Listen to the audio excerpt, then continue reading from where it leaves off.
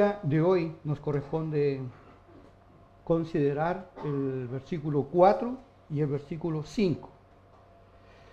En esta oración sacerdotal de nuestro Señor, de los versículos del 1 al 5, encontramos la oración que Jesús hace por sí mismo. Después hay una parte de la oración donde Jesús ruega por sus discípulos. Y la tercera parte de la oración del capítulo 17 es cuando Jesús ruega por aquellos que han de creer en la palabra.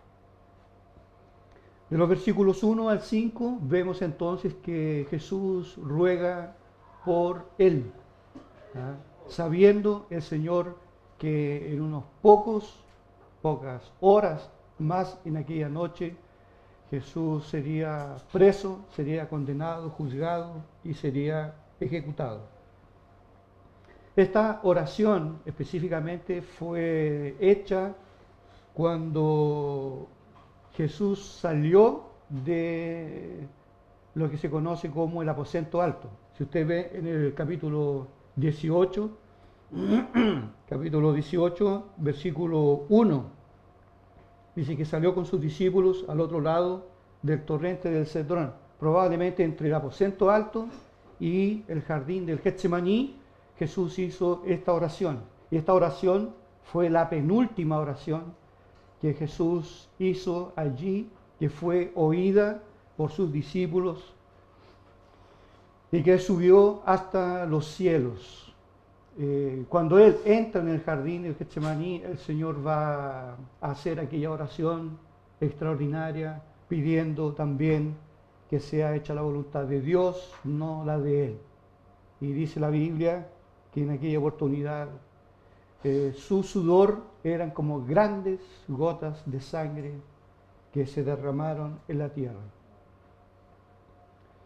Podemos cometer el error a veces de pasar por esta oración rápido sin darnos cuenta de lo que el Señor estaba sintiendo y lo que Él estaba, las convicciones que tenía nuestro Señor, que eran profundas. Esta oración es la oración más potente que nosotros encontramos en toda la Biblia. A minutos de Él enfrentar la cruz, Él hace esta oración por sí mismo, porque nos muestra también que Jesús, siendo hombre, tenía una dependencia total de su Padre Celestial. Y también el Señor se compadeció y se compadece y se compadecerá de sus discípulos en todos los tiempos, porque Él sabe de nuestra debilidad. Y es por eso que va a rogar también por nosotros. Dos declaraciones encontramos aquí claras en el versículo 4. Jesús dice así: yo te he glorificado en la tierra, he acabado la obra que me diste que hiciese. Ahí encontramos dos declaraciones que el Señor afirma en esta oración. Primero, Él dice que lo ha glorificado al Padre en la tierra. Y luego dice que yo he acabado la obra que me diste que hiciese, a pesar de que Jesús todavía no había entregado su vida, pero ya era algo cierto. Incluso tan cierto que Él más abajo dice que glorifícame con aquella gloria que tuve contigo antes que el mundo existiese. En la convicción de que Jesús ya veía que el sacrificio sería realizado y que Él después resucitaría y ascendería a los cielos. Estas dos declaraciones de Jesús, cuando dice te he glorificado en la tierra y he acabado la obra que me diste que hiciese, estas dos declaraciones nos dicen claramente que Jesús cumplió con el propósito de Dios. Jesús cumplió con el plan, lo que se conoce en la teología como el pacto de redención donde Jesús asumió la responsabilidad de tener una naturaleza humana, cumplir la ley y entregar su vida en la cruz por su pueblo. Jesús efectivamente, por eso que Él dice, te he glorificado en la tierra, he acabado la obra que me diste que hiciese. Estas dos declaraciones entonces nos muestran que Jesús cumplió con el plan eterno. Jesús no falló. El primer Adán falló en el jardín. El segundo Adán no falló. Cumplió perfectamente el plan de redención. Y esta es la razón por la que nosotros hoy estamos aquí. Esta es la razón por la cual nosotros nos llamamos cristianos.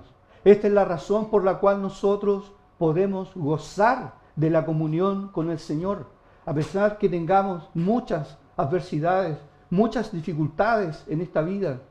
Pero a pesar de aquello podemos tener paz con Dios, porque el Señor cumplió con la exigencia que Dios el Padre le había otorgado. Estas dos declaraciones de nuestro Señor también nos hablan de lo que conocemos también como la obediencia activa de Cristo. Para que Jesús hiciera la expiación por nuestros pecados, Jesús tenía que hacer una obediencia pasiva y una obediencia activa en primer lugar y después pasiva. La obediencia activa es lo que se conoce desde el momento de su nacimiento hasta este momento en que Él está haciendo esta oración. Durante todo ese tiempo Jesús cumplió perfectamente toda la ley. Jesús cumplió la letra de la ley, Jesús cumplió el espíritu de la ley. Jesús no pecó jamás. Y en la cruz el Señor, eso se conoce como la obediencia pasiva de Jesús, cuando Él entrega su vida por su pueblo. Durante toda su vida, nuestro Señor, nuestro Rey, nuestro Salvador, jamás pecó. Jamás se equivocó. Jamás dijo, Padre, perdóname. Jamás. Porque Él nunca pecó. Es por eso que algunas personas a veces se molestan con nosotros cuando nosotros confrontamos o atacamos a los herejes. Pero hay un cantante supuestamente evangélico, que se llama Jesús Adrián Romero, que él dice claramente cuando ha hablado en algunos momentos, que Jesús fue un borracho, que Jesús comía con los publicanos y los pecadores, y Jesús fue un borracho. Jesús en algunos momentos se emborrachó. Eso no es verdad. Eso es un concepto completamente equivocado de lo que la palabra de Dios nos informa. Jesús es digno, Jesús es puro, Jesús es santo. Jesús cumplió los más elevados estándares de la santidad de Dios. Por eso que Él dice con sus palabras en esta oración, glorifícame, yo te he glorificado en la tierra. Mi vida ha sido glorificarte. Yo acabé la obra que tú me diste que yo hiciera. Y la Biblia nos enseña claramente que en Él jamás hubo pecado. Que en Él no hubo pecado, porque Él no fue concebido como fuimos concebidos nosotros. Jesús tampoco pecó, nunca Él pecó, jamás pidió perdón a su Padre, efectivamente porque nunca pecó. Si hubiese pedido perdón habría mentido, pero Él, como Él no pecó, Él no pidió perdón. A los judíos, en un momento de su ministerio, el Señor les preguntó, ¿quién de vosotros me redarguye de pecado? ¿Nosotros podríamos decir eso? ¿Quién tiene algo que decirme de mi vida, de mi de mi vida cristiana, lo más probable es que alguien a nosotros nos lance algún reproche, ¿verdad? Que somos fríos, que somos indiferentes, que a veces priorizamos otras cosas, un montón de reproches. Pero el Señor, cuando Él se enfrenta con sus enemigos, Él pregunta, ¿quién de vosotros me redarguye de pecado? Y a sus propios discípulos Jesús dijo, viene el príncipe de este mundo y él nada tiene en mí. O sea, en mí no hay ni siquiera un vestigio de lo que es Satanás y de lo que todo lo que él representa. De él no hay nada en mí. Nosotros jamás podríamos decir algo semejante, porque en nosotros hay rabia, hay odio, hay envidia, hay resentimiento, en nosotros hay malos deseos, malos pensamientos, pero Jesús jamás en su pensamiento siquiera él pensó en algo pecaminoso. Juan en el Apocalipsis dice él en su relato que él lloraba mucho porque no se halló a nadie digno de mirar el libro y de abrir el libro. Mire, el libro ni siquiera es Dios. El libro de la vida. Y pregunta entonces el ángel, ¿quién es digno de abrir el libro y desatar sus sellos? Y ninguno, ni en el cielo, ni en la tierra, ni debajo de la tierra, podía abrir aquel libro, ni aún mirarlo. Y lloraba yo mucho porque no se había hallado a nadie digno de abrir el libro, ni de leerlo, ni de mirarlo, dice Juan. Y uno de los ancianos me dijo, no llores, he aquí el león de la tribu de Judá. La raíz de David ha vencido para abrir el libro y desatar sus 7 sellos. Y miré, y vi en medio del trono y de los 4 seres vivientes, y en medio de los ancianos estaba en pie un cordero como inmolado, que tenía 7 cuernos y 7 ojos, los cuales son los 7 espíritus de Dios enviados por toda la tierra. Hasta el último libro de las Escrituras nos recuerdan que Jesús es digno, que Jesús es impoluto, que Jesús es perfección total, por donde se mire, por donde se observe. Y esta fue la gran ofensa que los fariseos sintieron, la santidad, la gran santidad de nuestro Señor Jesucristo. En cierta oportunidad una mujer fracasada, una mujer de la vida, una mujer mundana, se acercó al maestro y se arrodilló delante de él, dice la Biblia, y que derramó un perfume delante de él. Y ella no paraba de llorar. Y Jesús no dijo nada, sencillamente el impacto de la persona de Cristo, su persona, su santidad, su mirada, la conmovieron profundamente. Esa mujer no paraba de llorar. Ella vio su indignidad, ella reconoció su pecado, estaba delante de aquel que es 3 veces santo. Está claro, hermano, que nosotros somos lo opuesto, que ninguno de nosotros es digno, ni mucho menos yo de estar aquí. Ninguno de nosotros hemos pecado, nos hemos rebelado contra el Señor, pero nosotros tenemos un Salvador, aquel que hizo la expiación por nuestros pecados, que Él es perfectamente puro, perfectamente santo. Es por eso que nuestra mirada debe estar ¿dónde? ¿Dónde debe estar puesta? ¿En los que pecan?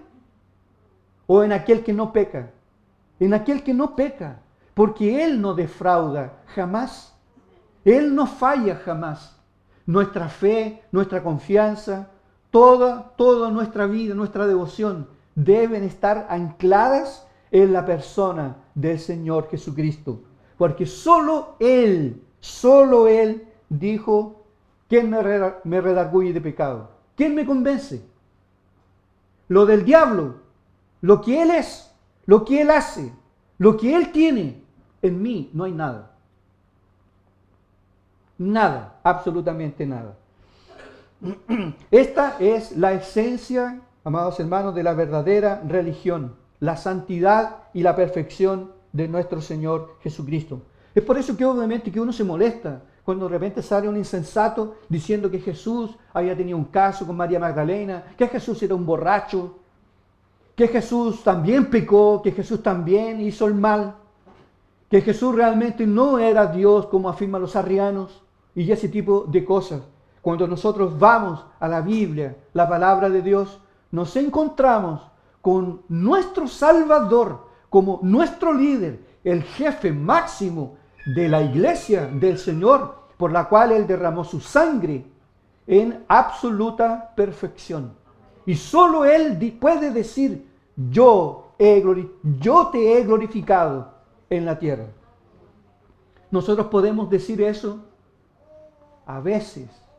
A veces podemos decir, Señor, yo te he glorificado con mis decisiones. Yo te he glorificado, Señor, con mi vida. A veces, pero no siempre. Nosotros a veces no hemos glorificado a Dios. A veces hemos sido muy necios.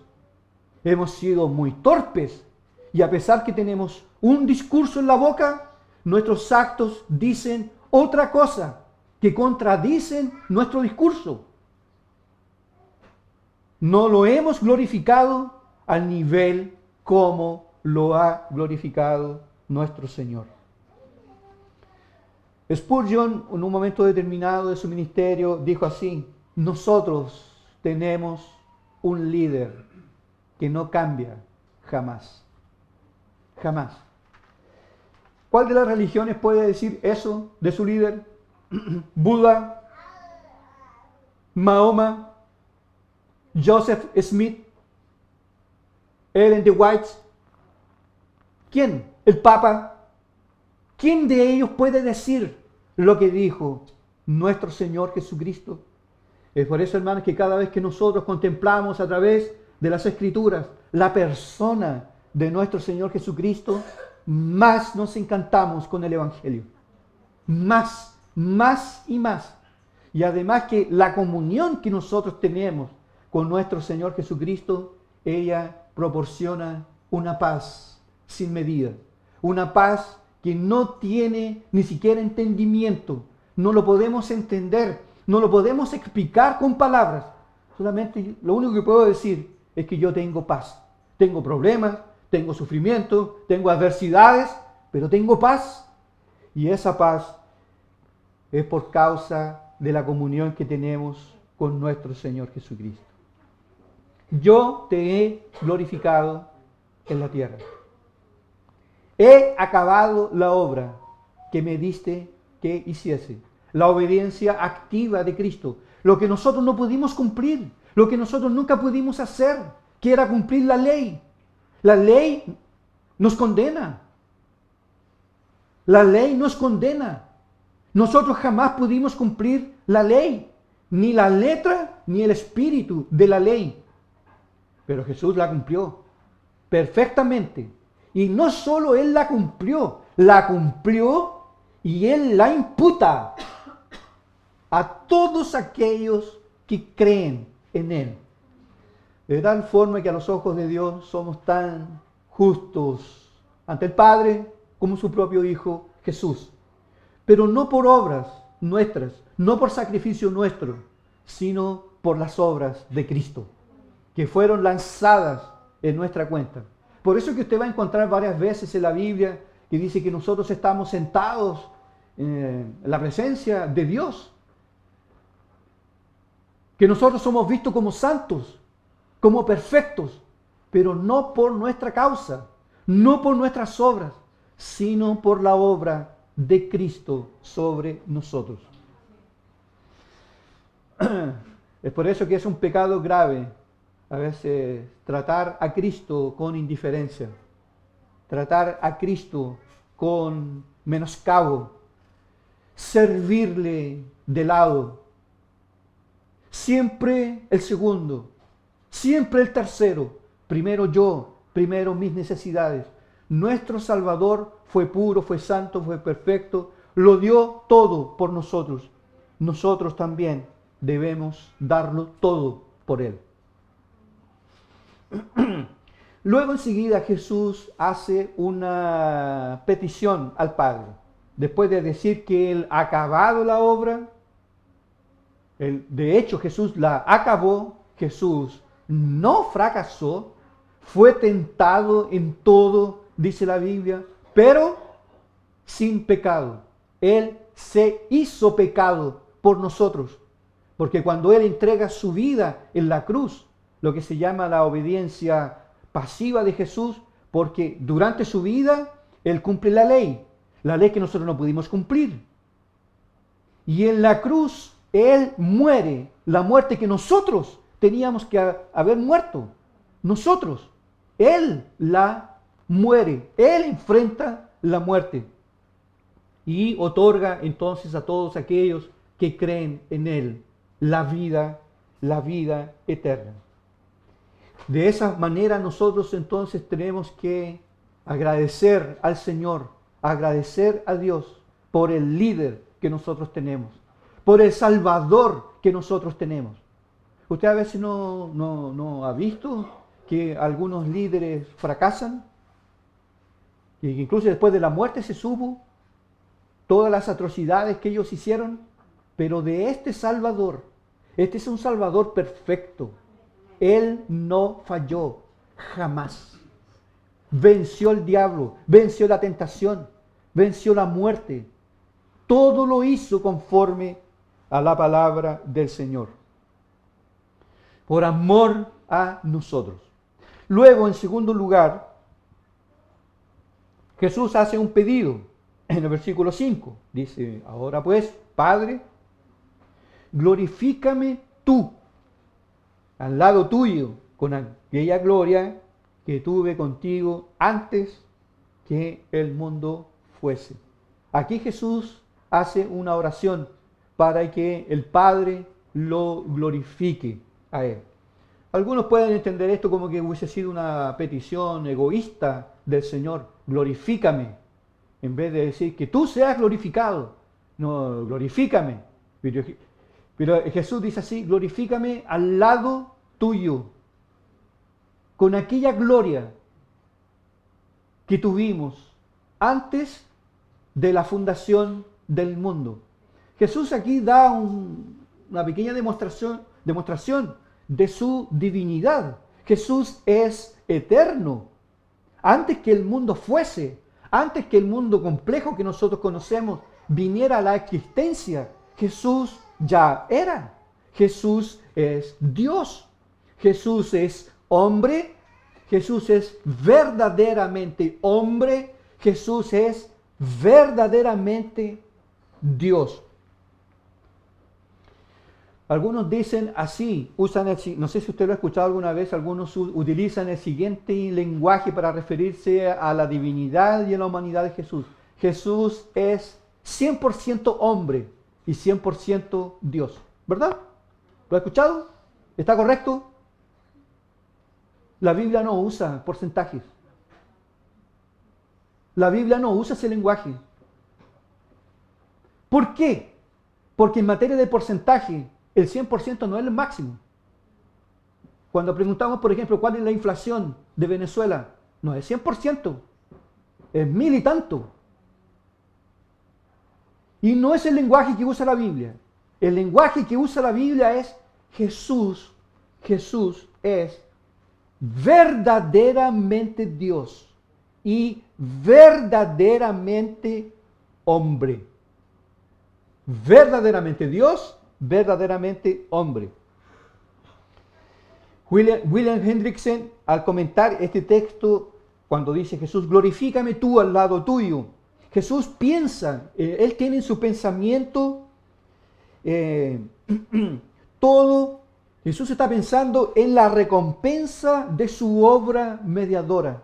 O sea, en otras palabras, Jesús está anhelando profundamente volver al lugar donde él estaba.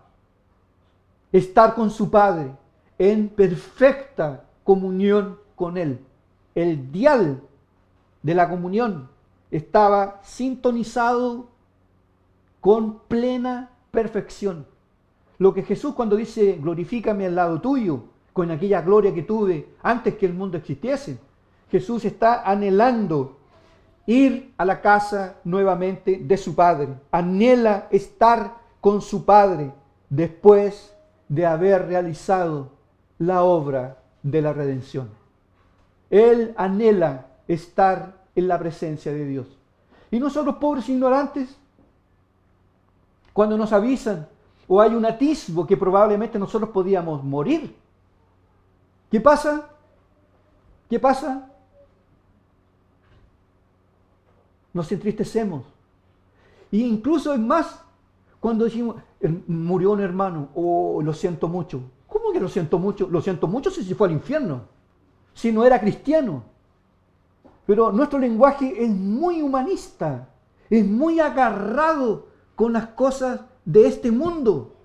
Si nosotros sabemos que aquellos que mueren con Cristo, eso es una gloria, es un privilegio, es una bendición. Obviamente que yo no estoy diciendo aquí que si alguien muere, oh, me alegro que haya muerto su papá.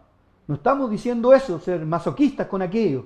Sencillamente tenemos un consuelo, tenemos una esperanza mayor, que aunque las personas se separen de nosotros para ir a las mansiones celestiales, ese es el mayor de todos los deleites. Y si incluso hiciéramos una entrevista a los que ya están en el cielo, si quisieran volver para acá, realmente estar con mi esposa, con mis hijos, fue algo muy bueno, pero nada se compara con la gloria eterna. Nada. Y Jesús está pensando en esta gloria, en la cual Él ya está a punto de regresar nuevamente para estar en comunión eterna con su Padre. Recordemos que Jesús en la cruz, la comunión con el Padre se interrumpió. Porque Él dijo en la cruz, Padre, ¿por qué me has abandonado? Fue un lapso corto, porque ahí Él hizo la expiación por el pecado. Ahí se rompió. Lo que nunca se había roto se rompió, la comunión. Pero luego se restablece. En la propia cruz se restablece la comunión. Porque Él después sigue orando, incluso va a decir más adelante, Padre, en tus manos encomiendo o entrego mi espíritu. Por cuántas humillaciones Jesús tuvo que pasar estando en este mundo, siendo el santo Hijo de Dios, con el fin de salvar a pecadores como nosotros. Pero ahora ya está a poco tiempo de gozar nuevamente de aquella gloria que tuvo con el Padre en la eternidad. Además que Jesús, paciente, misericordioso, igual Él estiraba su longanimidad, su paciencia con los discípulos, porque a veces los pobres discípulos, cual nosotros, no entendían ni jota, no entendían nada de lo que Él hablaba. No entendían, guardados de la levadura de Herodes. Ahí estaban discutiendo porque no habían llevado pan, que tenían un pan. Y Jesús les dice, ¿vosotros aún no habéis entendido que con 5 panes y 2 peces alimenté a 5.000 personas? ¿No voy a alimentar yo con un pan a 12? Ustedes todavía no entendieron. Y Él tenía que tratar con esas cosas. Tenía que tratar incluso con la oposición. Pero ahora está llegando la hora de volver al Padre. Y ya la comunión con el Padre continuaría como fue en el principio. Comunión eterna, santa, pura, gloriosa. Que yo ni ninguno de nosotros aquí la podemos imaginar y la podemos describir. La gloria que es estar en la presencia de Dios. ¿Será aburrido estar en el cielo? ¿Será algo latoso estar en la presencia de Dios? No, no. Será la mayor de todas las bendiciones que puede tener un ser humano. Si solo aquí estar con otros pecadores, igual que nosotros, es una maravilla, es una bendición estar con la iglesia, estar con el cuerpo de Cristo. Nos hace bien, nos fortalece, nos consuela. Nos vamos de aquí con una sensación de paz, de gozo, de bienaventuranza. Y es porque estamos con pecadores. Y la mayoría de los casos, estos pecadores son mejores que nosotros. Y tenemos paz. Imagínense ustedes estar en un lugar donde no habrá pecado. No estará el mundo. No habrá tentación. No habrá un ser maligno llamado Satanás. No estará la muerte. Y lo mejor de todo, ni siquiera la posibilidad de poder caer nuevamente en pecado. Y el Cordero de Dios allí en la presencia del Señor. Glorioso, maravilloso. Por eso dice ahora, Jesús dice, glorifícame al lado tuyo con aquella gloria eterna que tuve contigo antes que el mundo existiese. Jesús anhela ardientemente estar en la presencia de su Padre Celestial. Pero Él vino, bajó y hizo toda la voluntad de Dios. Y ahora vuelve a su Padre Celestial en gloria y en gran majestad.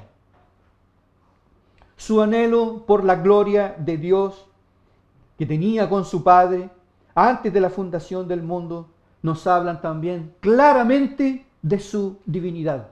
Que Jesús no fue creado. Jesús no tuvo principio y no tendrá fin. Jesús es eterno. Jesús es el propio Dios. Esta extraordinaria Trinidad, Dios el Padre, Dios el Hijo, Dios el Espíritu Santo. Y antes que, dice Él, antes que hiciéramos todo lo que vemos, yo estaba contigo en la eternidad, en gloria y majestad. Dios no nos necesita a nosotros. Dios es el mismo, con o sin nosotros. Nosotros no tornamos a Dios feliz, porque Él es Dios perfecto. Y no acepta ni disminución ni desarrollo. Él es perfecto.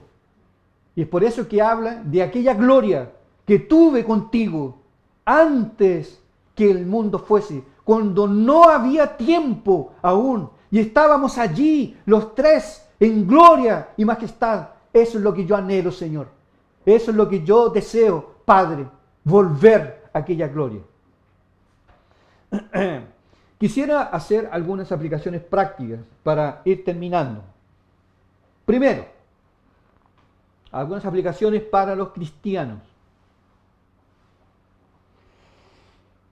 Querido hermano, ¿usted se deleita en ser obediente a Dios el Padre?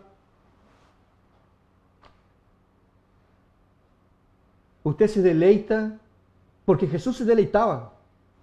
Me deleito en hacer tu voluntad.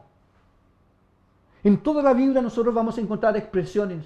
Es mi gozo, es mi deleite, es mi todo, hacer tu voluntad. Jesús incluso va a usar el siguiente lenguaje, decir que mi comida y mi bebida es hacer la voluntad de mi Padre que está en los cielos, en el Getsemaní, como lo vamos a considerar en los otros evangelios. Él va a decir, Señor, Padre, si es posible que pase de mí esta copa, este cáliz, pero no sea hecha mi voluntad, sino tu voluntad. ¿Usted se deleita en ser obediente al Padre, en ser obediente a Dios? ¿Es su anhelo, amado hermano, glorificar al Señor con toda su vida? Con toda su vida, en todas las áreas de nuestra vida, nosotros anhelamos en glorificar al Señor, en que Dios sea honrado con toda nuestra vida, que cuando nos invaden pensamientos sucios, indignos, un raquetazo, no, yo no puedo pensar aquello. No. Y traemos la Biblia a la memoria. Usted se deleita en glorificar al Señor en toda su vida, con su tiempo libre, con su familia, con su dinero, con su talento, con sus capacidades intelectuales, con su cuerpo, con todo. ¿Es su anhelo realmente glorificar a Dios el Padre? Porque Jesús nos enseña aquí, yo te he glorificado en la tierra. Yo te he glorificado. Nosotros anhelamos glorificar al Señor en todo. Nunca olvidemos, amados hermanos, que la obediencia a Dios es mejor que los sacrificios. La obediencia a Dios es mejor que hacer sacrificios. Y que la base de nuestra paz reside en una obediencia sincera a Dios. ¿Cuál es la base de nuestra paz? Nuestra obediencia. ¿Usted ha visto un hombre atormentado? El pecado altera el orden. El pecado es como un tsunami en la vida de un ser humano. ¿Ha visto usted una persona atormentada que no tiene paz? No tiene paz porque no conocen a Dios. Y dijo el profeta Isaías que el mundo o el impío es como el mar en tempestad. No tienen descanso. No tienen paz. Y cuando el ser humano peca, altera toda la estructura. Altera, tumultúa todo, absolutamente todo. Porque ese es el poder que tiene el pecado. Usted va a ver un joven endemoniado, el joven de Gadara, completamente endemoniado. Jesús hace la expulsión de aquella legión de demonios. Y cuando llegaron los habitantes de Gadara, ¿dónde encontraron a aquel joven? Sentado, vestido y en su juicio cabal, a los pies de Jesús. Eso hace el Evangelio. Entonces, la base de nuestra paz está en los niveles de obediencia. Mucha paz en el corazón, a pesar que la cosa esté fea, a pesar que pasemos por tribulaciones, pero tengo paz, tengo paz. Tú tienes paz porque estás siendo obediente a Dios. Pero si tú no tienes paz en tu alma y tú andas con un vacío, porque los niveles de obediencia están bajos, muy bajos. Mucha paz, mucha obediencia. Es por eso que Jesús, Él siempre dice, mi paz os dejo, mi paz os doy. No la doy como el mundo la da. ¿Es su anhelo entonces como cristiano glorificar a Dios en todo? Renunciar a muchas cosas, ausentarse de muchos lugares, por obediencia al Padre, eso le va a proporcionar paz. Paz.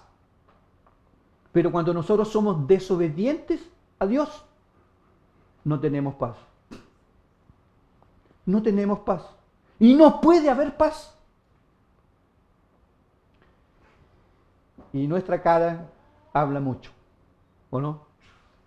Cuando una persona tiene paz, puede estar sepultando un ser amado, puede estar sepultándolo, pero tienen una paz increíble, extraordinaria. O un predicador que sea colocado atrás de las rejas, sea llevado a una cárcel por predicar el Evangelio. Usted va a hablar con ellos, tienen paz, paz. Ahora vea el rostro de un violador, de un asesino. Un tormento. Un tormento. No tienen paz. Y van a los psiquiatras atrás de pastillas para, por lo menos, intentar conciliar el sueño. Si nosotros vamos a los salmos, hay un salmo que dice así, yo me acosté y dormí. Algunos de nosotros decimos, me senté en el culto y dormí. La teología del sueño. El cristiano duerme bien, porque tiene paz. Yo me acosté y dormí, porque Jehová me sustentaba. Hay problemas en la familia, pero ¿qué voy a hacer? ¿Yo puedo cambiar los corazones? Voy a obedecer a Dios. Ahí está la paz. Ahí reside la paz, en la obediencia. Y si la obediencia es bien elevada, a eso se llama una paz que excede a todo entendimiento. Segunda aplicación. Para los que aún no han nacido de nuevo, para los que aún no son cristianos. Usted sabe que elogiar a Jesús, reconocer que Él realmente es bueno, que vino a hacer una gran obra, pero no rendirse a Él, ¿es un agravio? ¿Es una ofensa? ¿Usted hace a Dios mentiroso? ¿Que Jesús realmente no satisface plenamente su vida, su alma? Y que supuestamente lo que le llena son cosas que usted no va a encontrar en Dios. A mí me gusta el mundo, me gustan las luces, me gusta el carrete, me gusta la fiesta. A mí me gustan esas cosas. Esto es tan aburrido, y entregarme a Cristo y siendo tan joven. No, yo primero voy a vivir la vida loca y después, más adelante, yo me entrego. ¿No sabes tú que esa es una ofensa a Dios? ¿Y quién dice que tú mañana estarás vivo? ¿Usted conoce a alguien que murió joven? ¿Conoce a alguien que murió joven o no? Los que más mueren son jóvenes. Pero pensaban que estaban llenos de vida. Nosotros presentamos a Cristo y a este crucificado en perfección, en gloria y majestad, como lo enseña la palabra de Dios. ¿Qué vas a hacer tú con Él? O lo tomas o lo dejas. No hay otra opción. No hay otra manera de hacerlo. O tú lo tomas o lo dejas. Jesús dijo, o los que están conmigo, o juntamos o desparramamos. No hay término medio. No hay término medio. Y aquellas personas en esta vida, que pasan por esta vida, escuchan el Evangelio, escuchan hablar de Cristo y no reaccionan en obediencia a Cristo, se irán al infierno. Y el infierno no es una cancha de fútbol con mucha temperatura. No es como estar en el desierto de Sahara, donde casi se llega a 50 grados. El infierno es un lugar de tormento, es un castigo eterno para todos aquellos que rechazaron al Hijo de Dios. Y esto, hermano, no es una amenaza. No es una amenaza. Esto es algo real. Es algo verdadero. Tú tienes un alma y tú necesitas entregar tu vida a Cristo. Además, que si tú entregas tu vida a Cristo, mira, tenlo por seguro. Más adelante tú vas a pensar, vas a mirar hacia atrás y vas a decir así: fue la mejor cosa que me pudo haber pasado en este mundo. Haber conocido a Dios, haber entregado mi vida a Cristo. Fue lo mejor que me pudo haber pasado. Yo mismo, yo fui llamado al Evangelio con 15 años de edad. Yo me casé en el Señor, tuvimos hijos, entré al ministerio, he tenido enormes alegrías. Claro, también he tenido tristezas, pero he tenido enormes alegrías. De tener nietos, de viajar, de conocer a nuevos hermanos y todo, pero nada se compara con la bendición que uno tiene de conocer a Cristo Jesús. Es lo mejor. Y todas las bendiciones que el Señor da en comparación con Cristo son todas opacas. Todas son opacas. Ser papá, ser mamá, estar casado, una alegría, pero nada se compara con el Señor Jesucristo. Él es todo, es la joya, es la perla de gran precio, de gran valor. ¿Pero qué vas a hacer con esta perla tú? Hoy te presentamos a Cristo. No tenemos nada más para ti. Te presentamos a Cristo. Entrega tu vida a Él. Rinde tu vida a Él.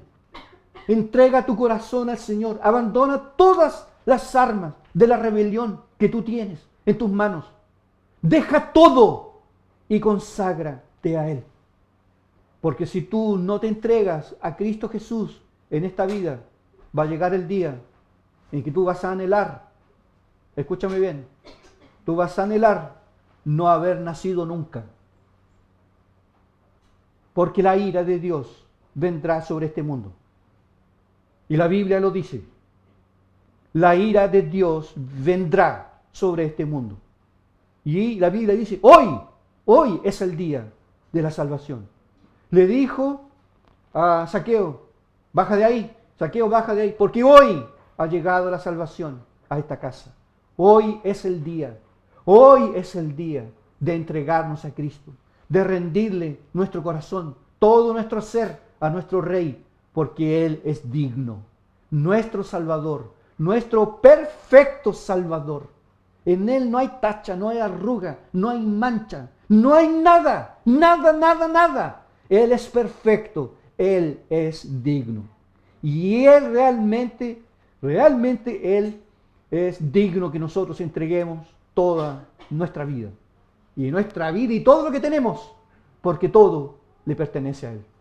Absolutamente todo.